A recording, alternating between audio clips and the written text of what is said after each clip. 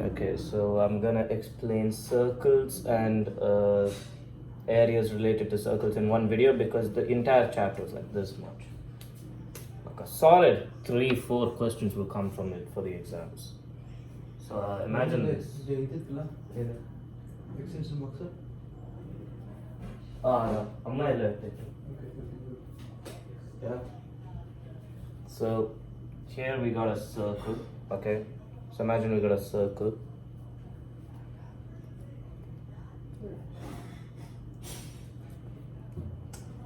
This is the center of the circle. Now we all know that a circle is like 360 degrees around, yeah? Like this is 360 degrees, all these angles add up to 360 degrees. So the circle is split into 360 degrees. So you know how if you were to draw a line from here to here and then another line from here to here, this angle and this angle are going to be equal to 360 degrees. Now the area of this part of the shaded region and plus the area of this region should be equal to the total area of the circle, right? And as you can see, this area has this thing, what do you call it? An angle, and here we also have an angle. And these two angles add up to 360 degrees. So from this we can say that 360 degrees by 360 degrees. Now you know how in fractions if the numerator and denominator are the same, it's equal to 1? Yeah. So we can say 360 degrees by 360 degrees into pi r square, which is the area of a circle. This is equal to the area of all 360 degrees of the circle. Say this is angle theta. If you want to find the area of the shaded region, you're gonna need to put theta by 360. That effectively, with 360 degrees, it's the area of the full circle, 1 into pi r squared. But theta by 360 degrees basically narrows the entire circle down into this tiny area. That is called a segment. Okay, that is called a segment. And that is how the formula for sectors comes about. The same thing we can apply to circumference. You know how the circumference goes all around the circle. So the circumference is also 360 degrees. So using the same logic as we did for the last one, we'll use the formula of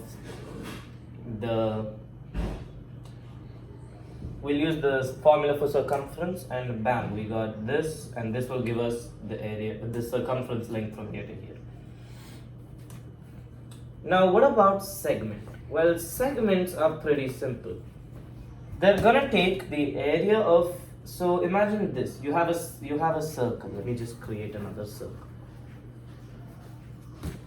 Okay, so imagine you have another circle with center O.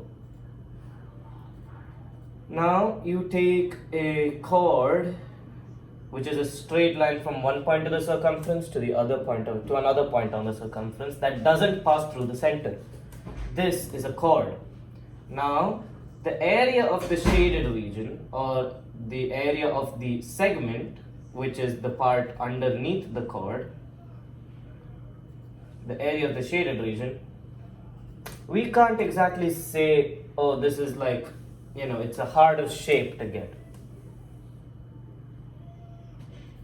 So we draw two straight lines, and now we have a segment, and also the chord and the two radii that create the sector, those form a triangle. Okay, so this area, the dotted region will be the triangle. So now you know that if we take the area of a sector, okay, and then we remove this triangle portion, we're left with what's the area of the segment. So the area of segment is equal to area of sector minus area of the triangle. And now the hardest part of these questions is visualizing the circle. So pro tip, you should always draw a circle before like answering the question. Always draw a rough figure. Now the second part about this, that's areas related to circles, okay? So now now imagine you have a circle and this is a point on the circle. If we were to draw a line that only touches this one point, that line is called a tangent. A line that passes through the circle at 2 points, that is a secant, and this is a non-intersecting line, a line that doesn't intersect the circle at any point. No line can intersect the circle at multiple points without it being curved, and curved lines are not lines, those are curves.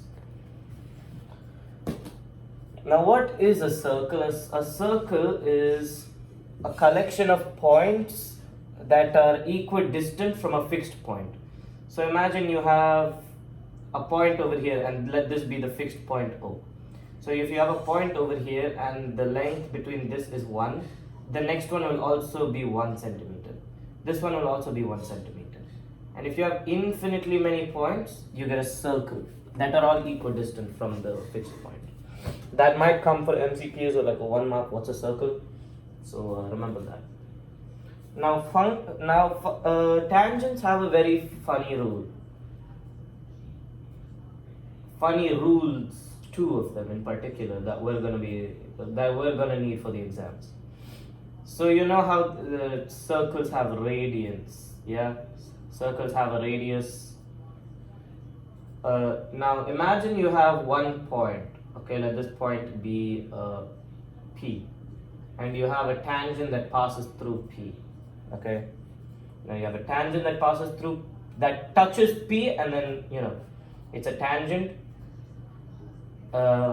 And now a funky thing is, if you were to draw a line straight from the center to the point of contact, which is P, the point at which the circle and the line intersect is called point of contact, and there's only one point of contact, and you draw a radius from the center to the point of contact, the angle will be 90 degrees, as in the radius will be perpendicular to the tangent.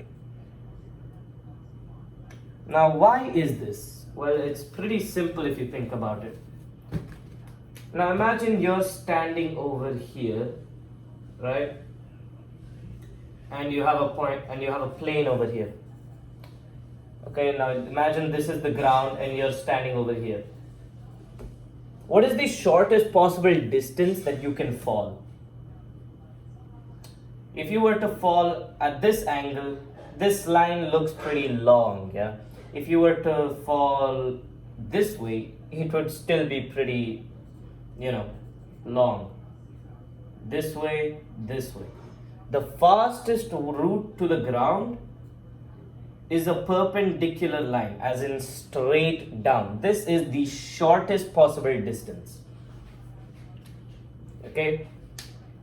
So, and the shortest possible distance for the so now from that we infer that the shortest distance from one point to a line is perpendicular to the line. Okay, so imagine you have a point like this and then some random line over here.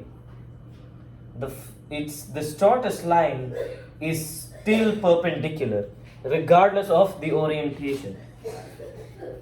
Okay, so we're going to use that same logic, and we're going to now make a circle and draw a tangent underneath like this. Okay, so like this, and this is the center. Now you know how, since this is the only point at which these two connect, there's no other point at which these two touch. Okay, so that means that P is right on the circumference of the circle. Now I'll just explain one thing to get it clear. If you were to zoom into this circle itself, you'd see you know, the closer you get, the bigger the circle seems and the straighter the line seems, you'll only realize that it only touches at one point. A lot of people feel like it don't understand that. They'll be like, yeah, it touches at one point, and they'll just say that. You need to understand that there's no other point it can touch. Okay. So now if you were to draw a line, say to here, right? Is it the shortest distance? No. If you were to draw a line to here, is this the shortest distance? No.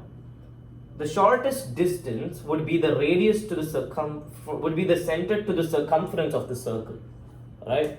Because these parts go outside the circle, but we know that every point is equidistant from the circle. So since they're outside the circle, they're crossing the equidistance thing.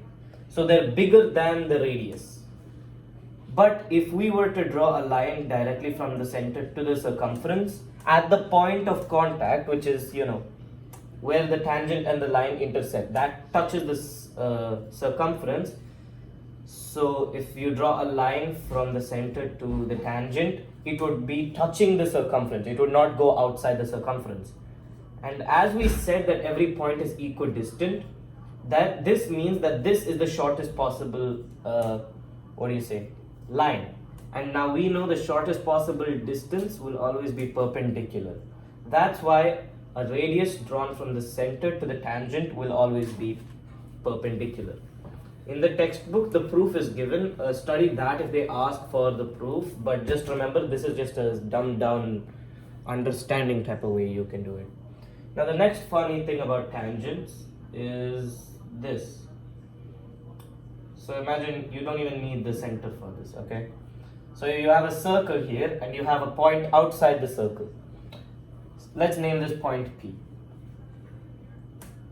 Now from this point we can only draw two tangents, right?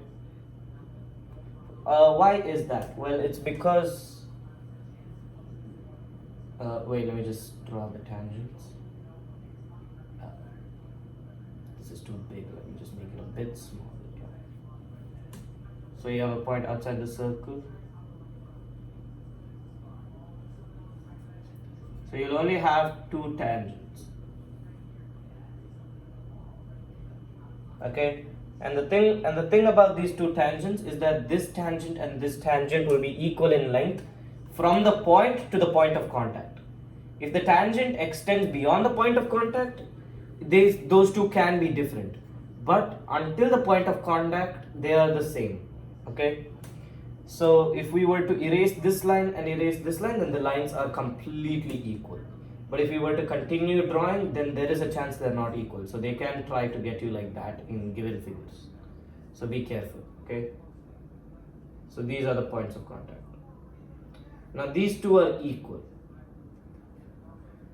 It's kind of hard to explain how those two are equal, but all you should know is that they are, okay?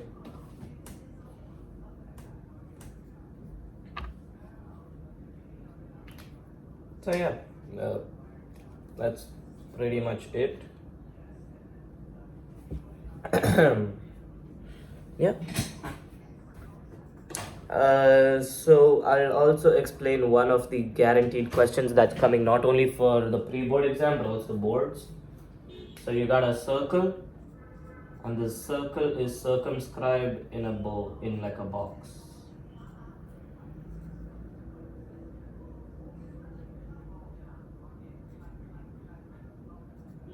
And then, yeah. So imagine you have a square A, B, C, D, right? Center. Now they will give you like the radius length, like 2, and then they'll give you this one as like, I don't know, 3. They'll give you this length as 6. They'll give you this length at 4, and they'll give you like this length at 2. Let's just say 2. Okay? So they'll give you a bunch of lengths. Using the second theorem, we can say that this length and this length are equal because A is 1 point, and from this point these two tangents are drawn. This means that this line and this line to the point of contact are equal. But you notice how this line and this line aren't. This line isn't part of that because I said it's only from the point to the point of contact. Similarly, if we do that for all of them, we get this, right?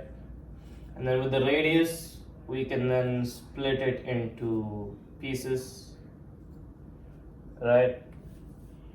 And most of the time they won't give one of the sides, like they let this be x and let this be x. That way,